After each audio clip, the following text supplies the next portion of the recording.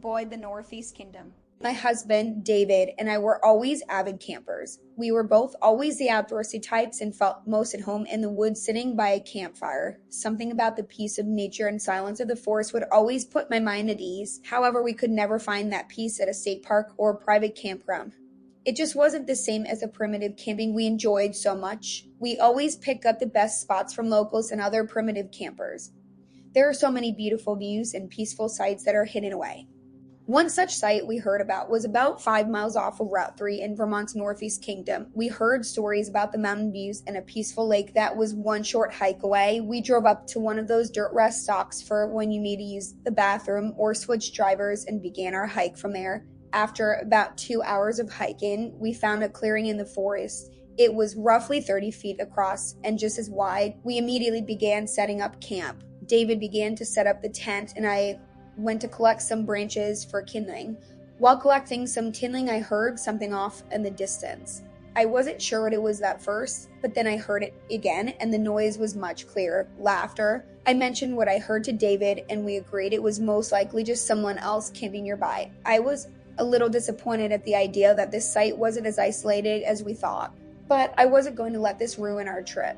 After setting up our camp, we went looking for the mountain view we heard so much about. Amazingly, it was only a 15-minute hike from our site. The view was beautiful. The vibrant oranges and reds of early autumn spread across the rolling mountains was something I never tired of. We sat on the edge of the cliff and enjoyed our trail mix while taking in the nature Vermont is known for. Once we began to pack up and head back, I heard the laughter, closer this time.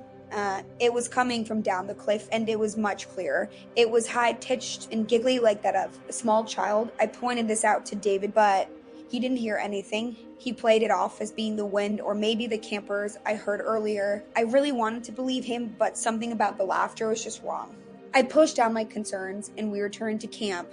The sun was starting to go down when we got back to camp, so David got a fire going while I started prepping dinner. We sat in our chairs roasting hot dogs over the fire, just talking, when I heard that damn laughter a third time. At this point, I was getting a little freaked out. David heard it this time and agreed that it was creepy, but said it was probably nothing to worry about. He rationalized that it was probably just other campers, but just in case we would load the Glock 19 and keep the handgun and bear spray close when we went to sleep. This made me feel more comfortable about staying. I didn't want the trip to end, but I couldn't shake the feeling that something was wrong. I eventually relaxed enough to fall asleep. I woke up a couple hours later in the pitch black. I wasn't sure why I woke up or why I could seem to get back to sleep. That was until I heard that fucking laughter again. Only this time, it was so distant. It was close, very close. I sounded almost right outside my tent. It almost seemed to bounce around, coming from different directions until it was coming from every direction. It was almost deafening when it suddenly stopped. I quickly turned to David and yelled for him to grab the gun. When I didn't hear him, I grabbed my flashlight and tried to shake him up. I grabbed at him only to realize I was shaking an empty sleeping bag. The moment I realized he was gone was when I heard a smack on the side of the tent. It was a hand, the small hand of a child, and another and another and another, all accompanied by that same laughter. Coming from every direction was that fucking laughter, so loud I thought my eardrums were going to pop. Suddenly, to my horror, the hand started pressing and on the tent, and the walls began to close in on me. Between the deafening laughter and claustrophobia, the tent being pressed in, I felt myself freezing up. I only broke out of my daze when thoughts of David crept into my end. Where was he? Did whoever or whatever was doing this have him? Did it hurt him? I felt a rush of anger and adrenaline like nothing I had ever felt before. I grabbed my gun and flashlight and tore out of the tent. I screamed into the night and let off a shot.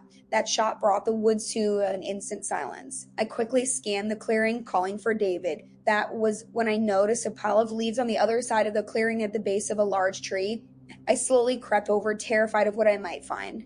I quietly called for David until my flashlight caught a glimpse of David's flannel under the leaves. I brushed the leaves aside and was met with David. His skin was pale and cold to the touch. His eyes were still and lifeless. My David was dead. Upon seeing my husband dead, all my confidence was replaced by pure dread. This dread was closely followed by laughter, that damn laughter taunting me.